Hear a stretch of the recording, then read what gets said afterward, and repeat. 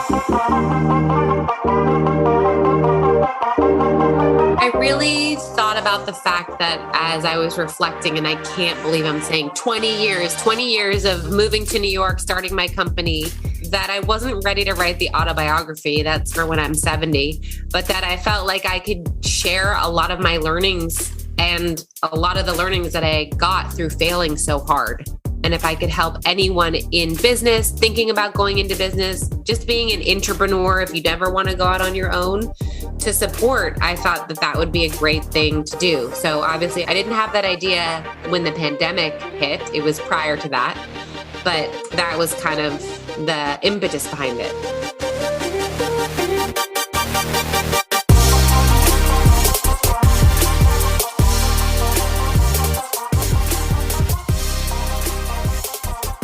Rebecca Minkoff is a fashion powerhouse and the epitome of downtown cool. You may be familiar with her popular crossbody bags, or maybe even purchased the notorious morning after bag, but you may not be familiar with her personal journey over 2 decades as a designer. Rebecca transformed a reconstructed I Love New York t-shirt into a thriving business worth millions. In her recent book, Fearless, The New Rules for Unlocking Creativity, Courage, and Success, Rebecca details the professional and personal lessons learned throughout her life and transforms them into a set of 21 rules that we can apply to our own. Rules like sign your own permission slip and don't ask for help, ask for what you need. But what I love most about Rebecca is her fearlessness to be authentic and real. I love her transparency as a working mom, my personal favorite. And she also finds every opportunity to uplift women through her nonprofit organization, the Female Founder Collective, and her hit podcast, Superwomen with Rebecca Minkoff. I had the pleasure of chatting with Rebecca one-on-one to discuss it all. I hope that you are inspired as much as I am. Check out our conversation.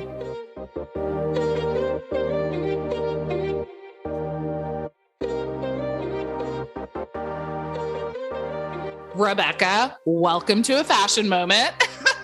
Thank you. How are you? You know, I'm deep in the throes of Fashion Week and the drama that is occurring. We just lost our main talent yesterday. So yeah, it's been special. Correct. I mean, with the pandemic and everything that's happening, I'm like keeping my eye on that Delta variant, but I'm hoping that in-person shows and presentations will go on. So fingers crossed. They're definitely going on. I'm like, please, please, please. So I'll be there. Super excited for New York Fashion Week. But I want to talk about this amazing book. When I tell you, like, I have a million, like little note cards and little Post-its. And I mean, there are just so many great gems in this book. Fearless. If you guys have not picked it up, pick it up now. It's amazing. It's a great book. What inspired you to like write this book? Like, and why now? I really thought about the fact that as I was reflecting, and I can't believe I'm saying 20 years of moving to New York, starting my company. Wow. That I wasn't ready to write the autobiography. That's for when I'm 70, but that I felt like I could share a lot of my learnings and a lot of the learnings that I got through failing so hard. Wow. And if I could help anyone in business, thinking about going into business, just being an entrepreneur, if you never want to go out on your own, to support, I thought that that would be a great thing to do. So obviously I didn't have that idea when the pandemic hit. It was prior to that, but that was kind of the impetus behind it. Absolutely. Well, I enjoyed it.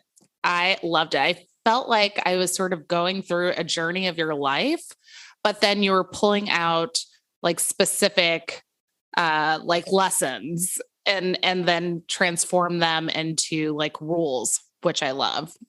So let's start from the beginning, Rebecca. What was life like growing up in the Griswold family? I love that you called the Griswolds. My parents were excellent parents, but they were also very much about us learning to fend for ourselves.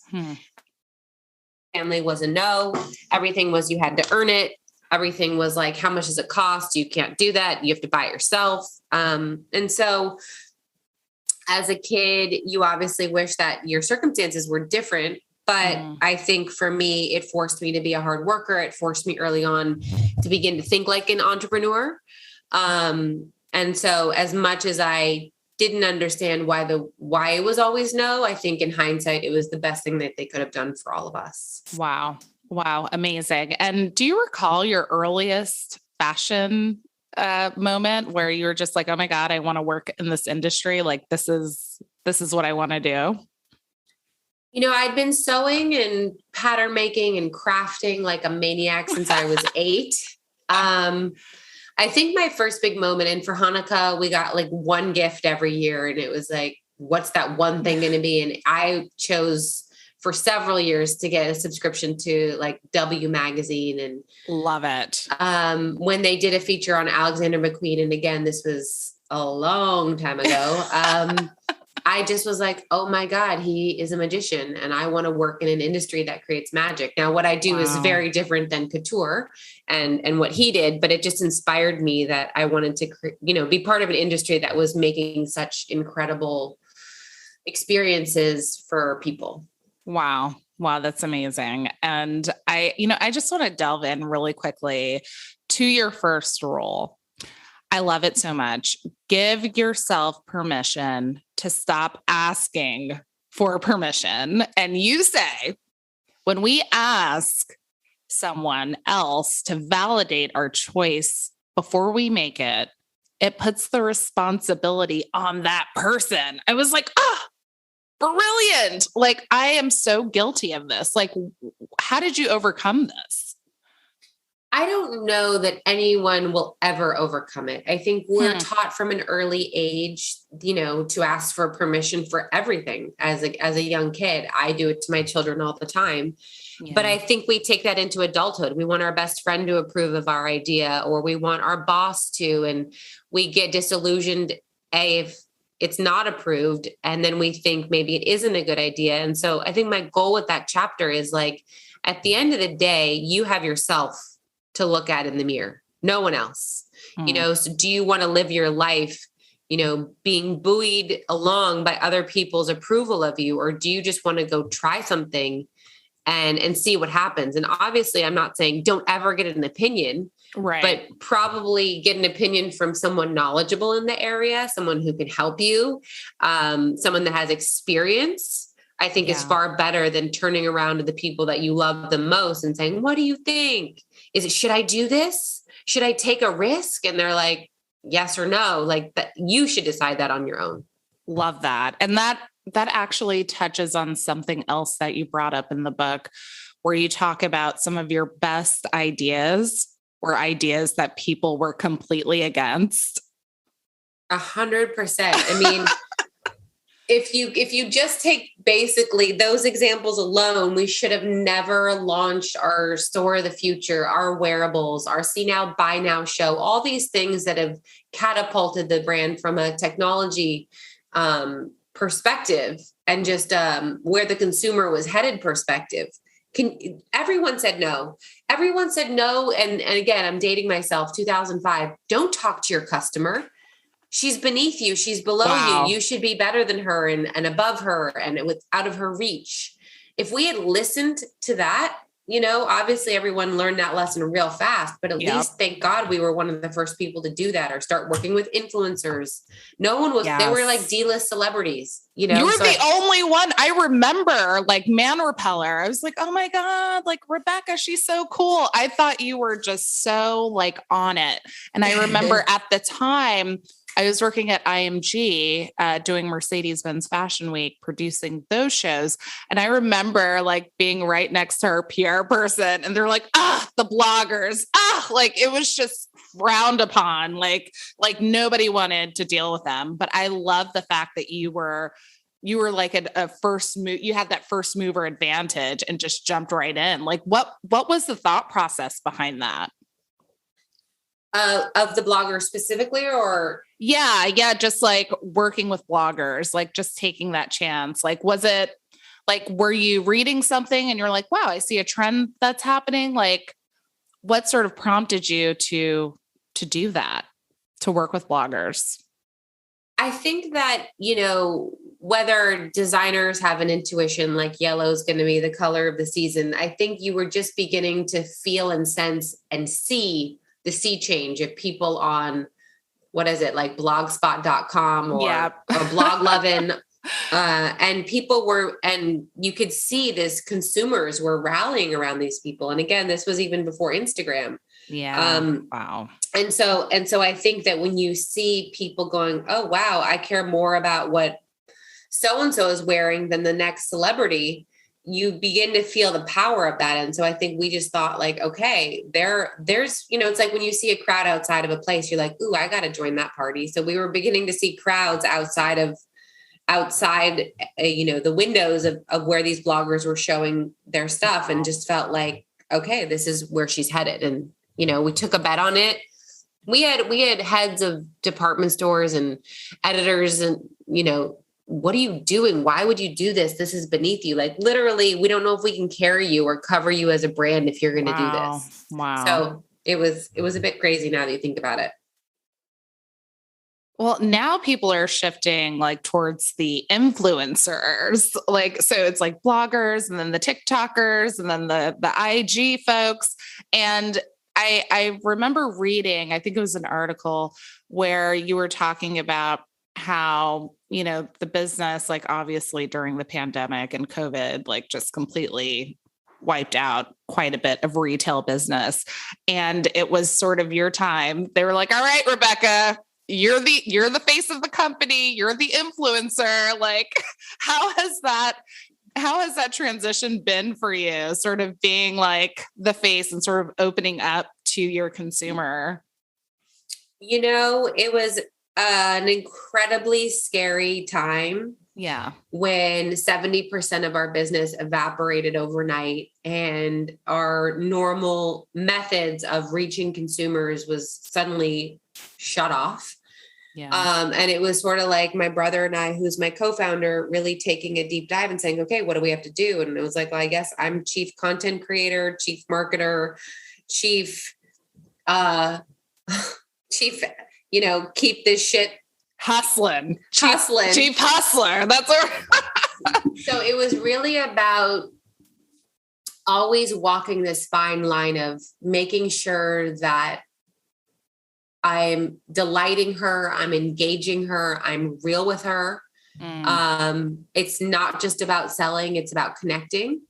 Absolutely. And so I think that, that's what my happy hours were for, was for connection and getting your mind off the news. And my podcasts were more at that time centered around helpful tips that people could use in their businesses. And so I think that we kept selling to you as a company, and a woman who's a sales consultant really helped me get out of the, there were a lot of people saying like, how dare people try and sell anything, not just me. How dare people try and sell anything when there's a pandemic going on and people are dying? And so you feel like this, should I be talking about bags? I don't know. Is that weird? And this salesperson or a sales coach made this really great point. I actually interviewed her for my podcast. Laura Wright is her name. And she said, don't be apologetic. Don't be apologetic about what you're selling. She's like, the American economy runs on small businesses. If we start all shrinking back and not talking about our goods, what's left? And I think the way she addressed that, for me, it was like, I employ 25 people. They feed their families. Screw you if you're offended that I'm selling a bag. I got mouths to feed, Absolutely. And so from there, I took on the viewpoint of like, we can acknowledge what's happening, but we can also, and we can care, but we can also as a business have a right to survive and exist. And so I think that propelled, how we went about navigating the pandemic and staying alive. Wow. Amazing. And I just need to add a note. I love when you open up and like, I love how you always keep it real. I have a 3-year-old and a 5-year-old. And so when I see you operating, I'm like, okay, Rebecca's getting through the day, I can too. So we appreciate that. And there was also, I think you mentioned like how occasionally you would record things like in your bathroom, like for the podcast. And I was like, yes, I've done that too. Well, here's what I was looking at, right? I was watching some designers be on their yacht. I was watching one designer who was showing everyone from his penthouse how to make pumpkin bread. Oh my and God. That was not the experience that I was living. You know, I was dying, trying to keep a company together, homeschooling 3 kids with my husband, and hiding up in a house that was never meant to be a place where 6 people live for 6 months. And again, not complaining. I know my experience is not, is better than a lot of people had it. But it was just like, no, I'm literally in the bathroom. That's where my office is. Yes. The toilet is where my computer sits. I smell my kids' poop all day. And I just felt like the least I can do is be real, because I'm not in a penthouse making pumpkin bread or on my yacht. I'm a real woman who has real problems too, you know? Thank you for that, Rebecca. Thank you. Because I think like in the Instagram world and the TikTok world, we can all forget like, hello, like designers are people too. So thank you for sharing.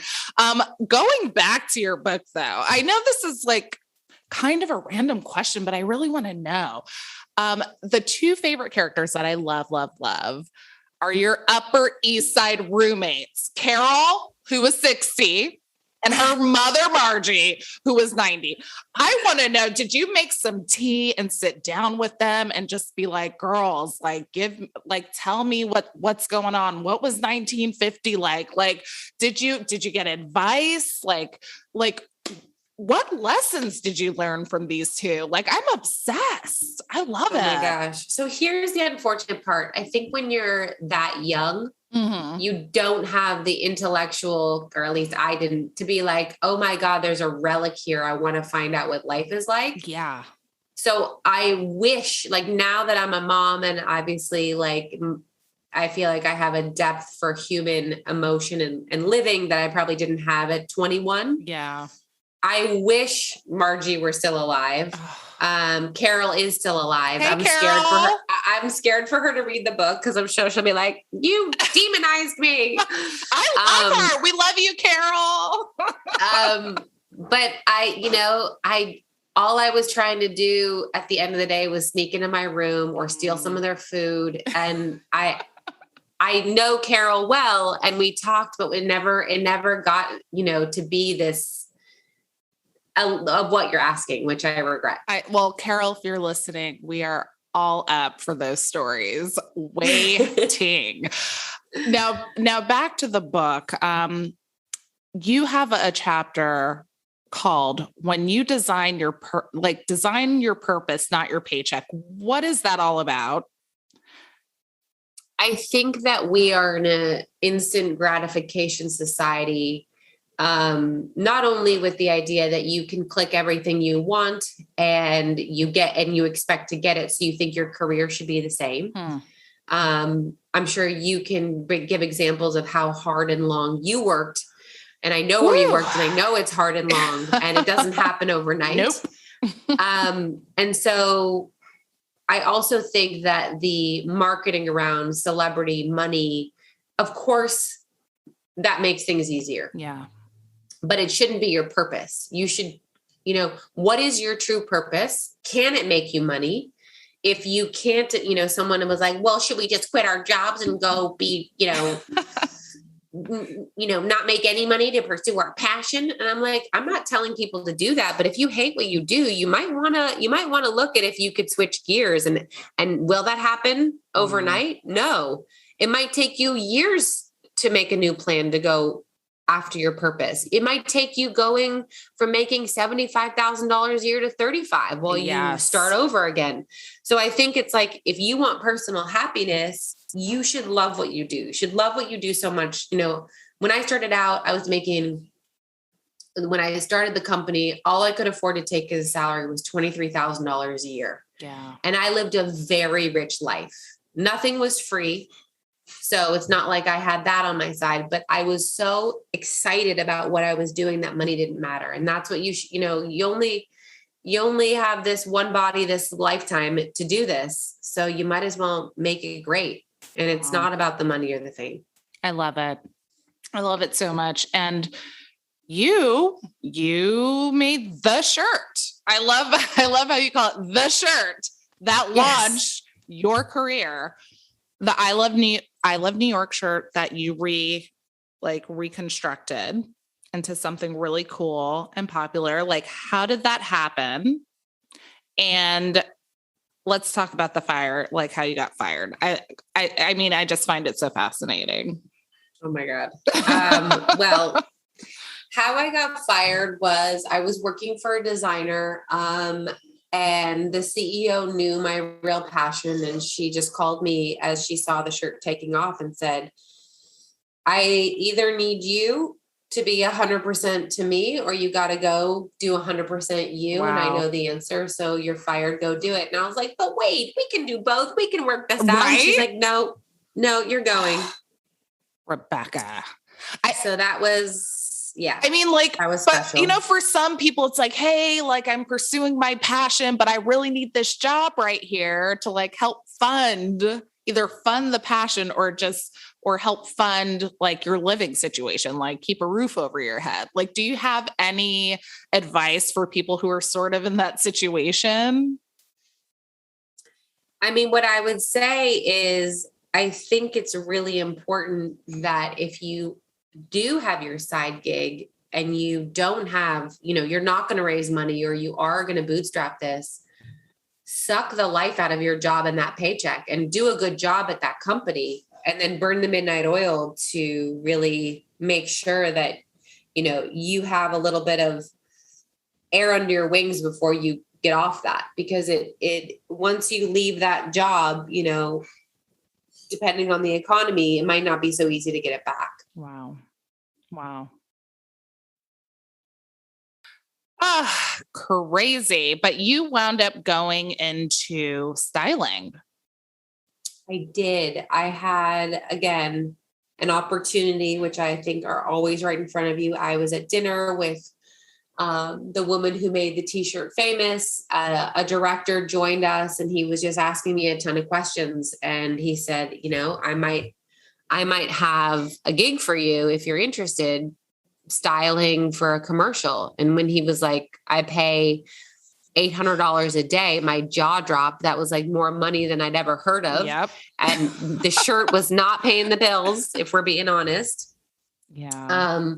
And so I went over and above to make sure I did an incredible job for him. And I had enough experience and resources within the city to know what to do and where to rent costumes and how to dress people. And he was like, you did a great job. You're my girl. And he hired me for basically all his gigs. And he became the go-to Bravo guy. Like, wow. All of the commercials for Project Runway, the first season, like, Top Chef. So I was his girl. And so that helped me pay the bills as I was building my company. I love it. And then the morning after bag. First of all, where'd you get the idea for the bag? And then why the name, which I love?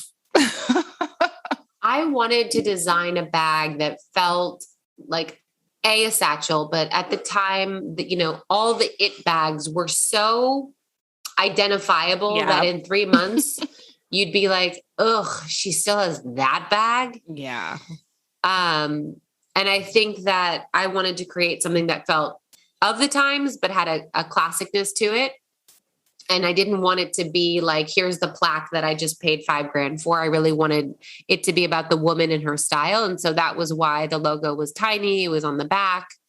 And then I was looking at a lot of brands, and some were naming their bags after women or streets. Yeah. And for me, I think as women, we go through so many different milestone moments. And usually the bag is a big part of that. It's like a first purchase of something. You're celebrating some milestone. And so to me, I was like, all I fantasize about is like living what's her name? Carrie's life in Sex in the City. Yes. I want my morning after walk of shame in my fabulous outfit. Yes. I love it. So that was where it came from. It was like, I can't wait to have my walk of shame. Oh my gosh. And that was what Daily Candy wrote about. They called it Daily Candy. I love it. Yeah. Memories. Yeah. Daily Candy, man. That was like the best newsletter for quite some time. So Cynthia basically transforms your life and your business. I love how you describe just like, going in there and just having her like rip the bag to pieces, not literally, but like figuratively, like, oh, this is how you can improve. And you made those improvements. How did she influence the rest of your career?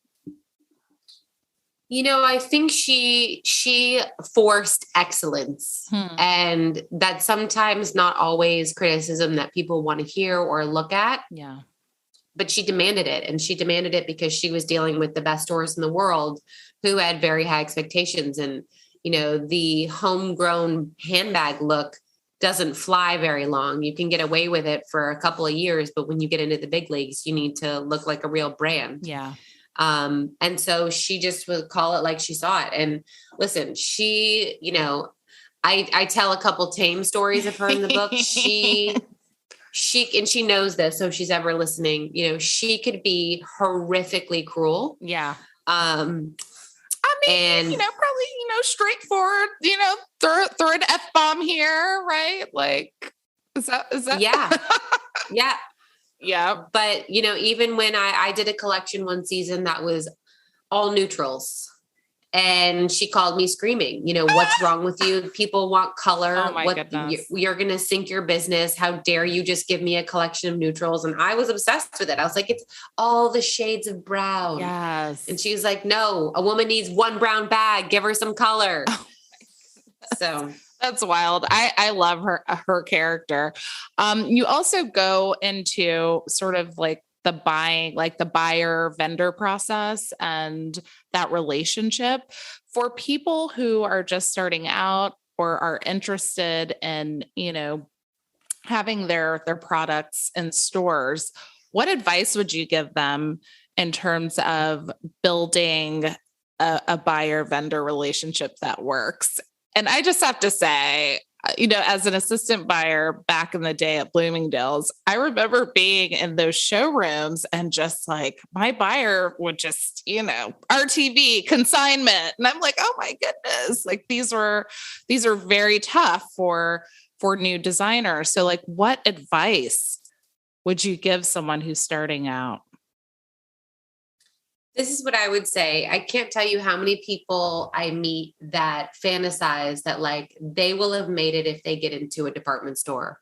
And what I want to caution and what Cynthia taught me is you need at least 500 specialty stores before you even have enough name recognition that if a woman is walking into a big department store and all around her, it says Chloe, Marc Jacobs, Louis Vuitton, Chanel, is she going to know to walk over to the little section where the plaque that they forgot to print is sitting with your little bag and go like, oh yeah, that's who I was looking for.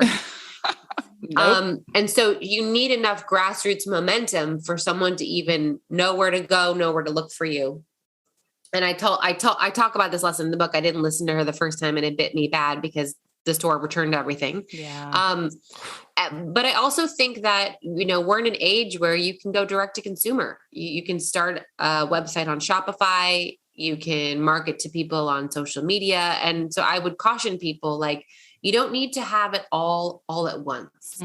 Build a solid, profitable business, sell to the boutiques that you think represent your brand and can do it best. And when the department store comes calling, great.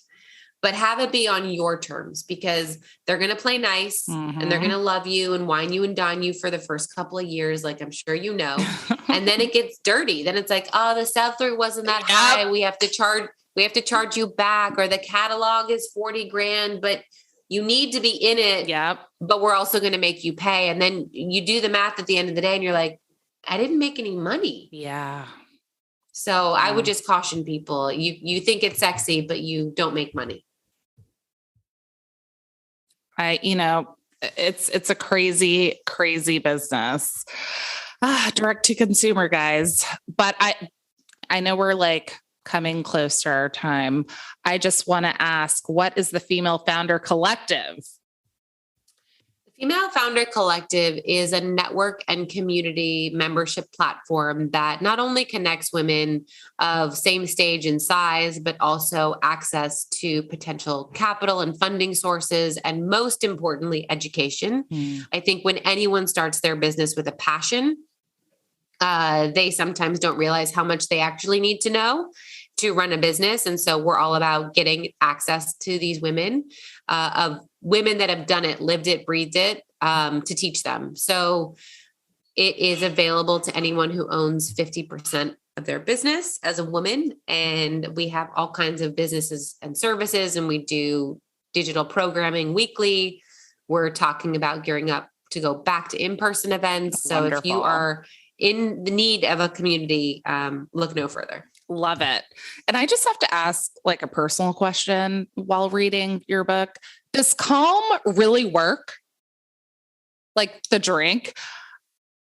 Oh, so this is what I'll say, and this might be TMI. No, I'm a mom with 2 toddlers. Nothing is off limits. Go ahead. Okay.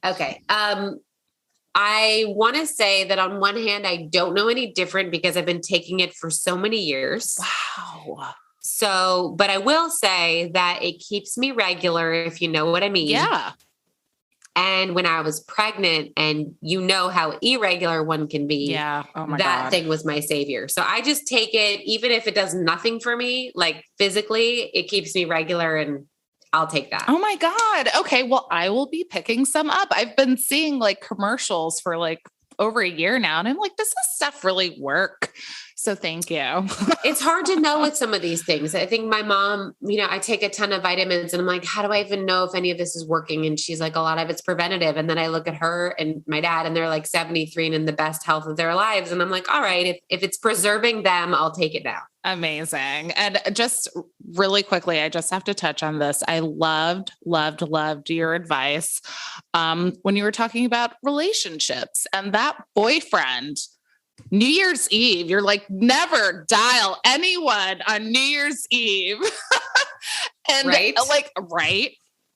No drunk dialing, you guys. No drunk dialing, especially if they tell you they love you after they broke your heart and stamped on it into a million pieces. And Rebecca, I mean, I'm just like, you're just so fabulous. You're so beautiful. Like, what did you learn from that particular relationship that helped you find your now like fabulous husband?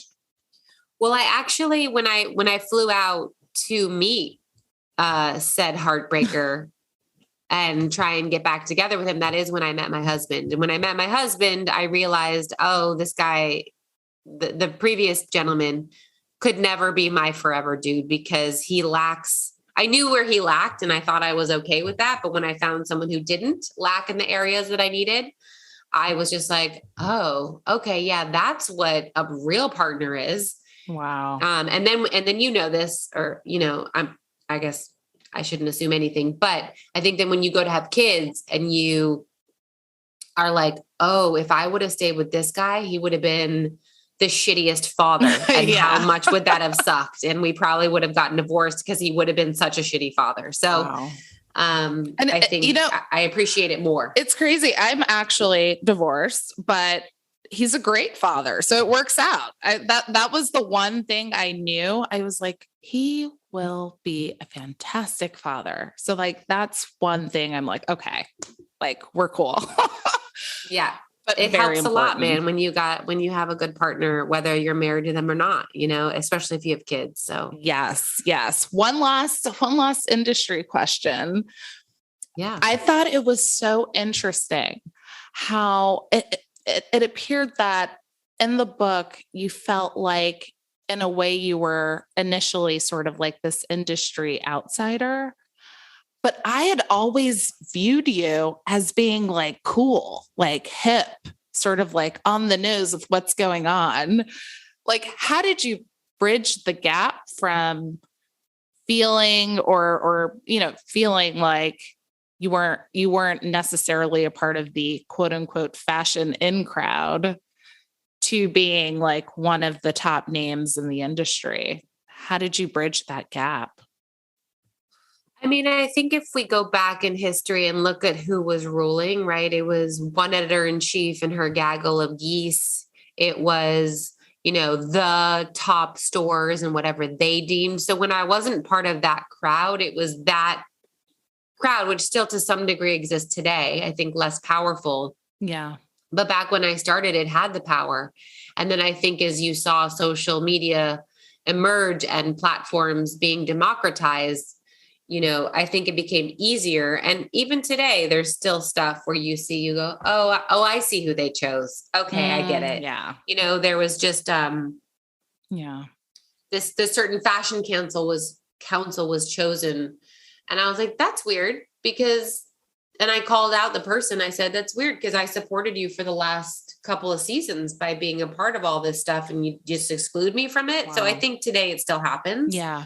I care way less. Yeah.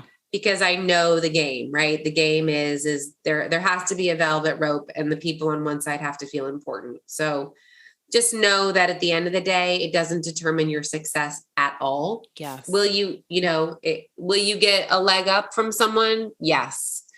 You are going to be the one who determines a majority of the wind in your sails. And at the end of the day, it's all about family and those that love you, which you state in your book as well. I love that.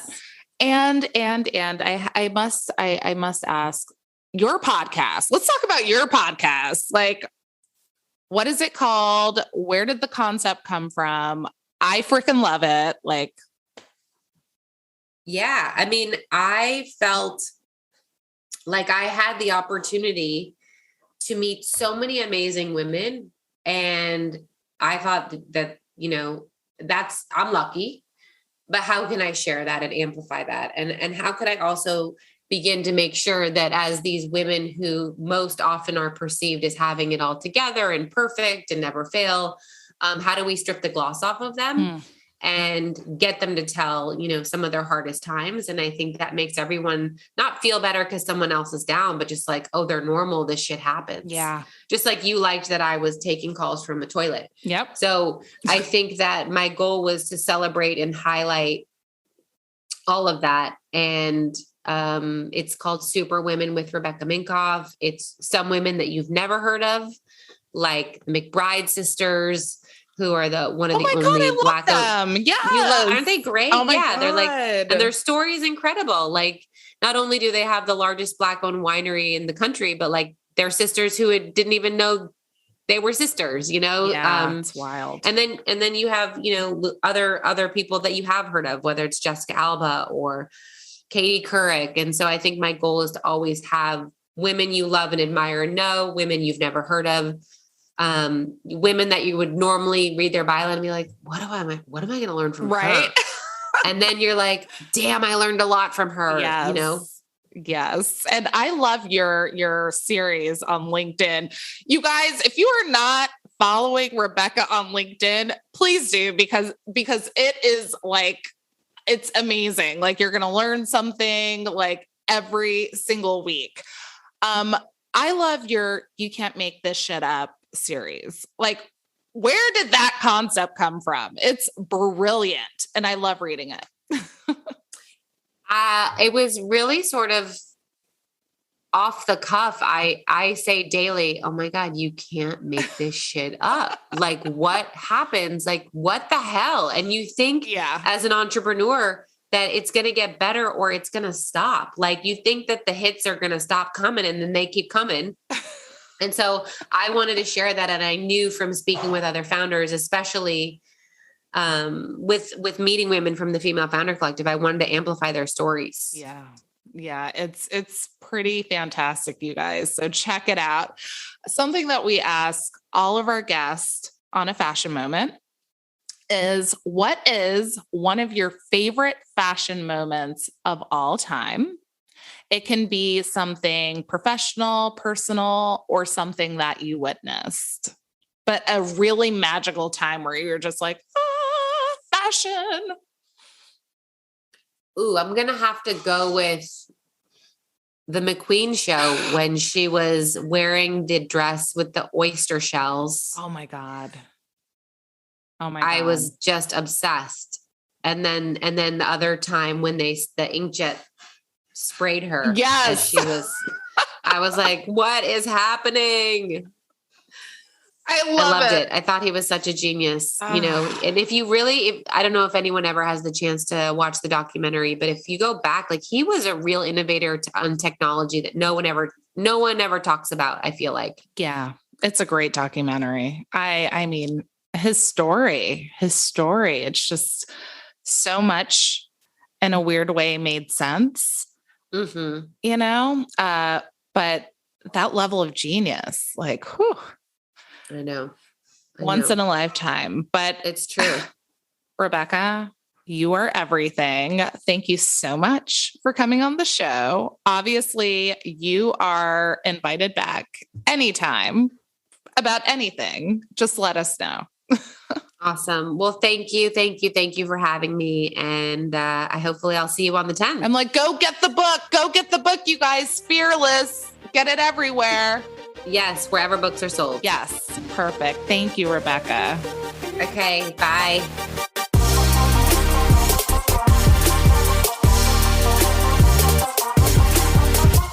Thanks so much for joining me for this week of A Fashion Moment. If you like what you hear, we'd love for you to join our community of listeners and spread the word about the show. We also want to hear from you. Share your favorite fashion moments and dream guests with us by sending an audio clip or email to afashionmomentpodcast@gmail.com. Or you can tag us on Instagram @afashionmoment, and you could be featured on next week's episode. And don't forget to subscribe and leave us a review and let us know what you think. Until then, see you next time for another fashion moment. Podcast production by Rebecca Rashid and John Taylor Williams. Digital media production by Megan Porras. This recording carries a Creative Commons 4.0 international license. Thanks to Patrick Patricios for their song, Hot Coffee.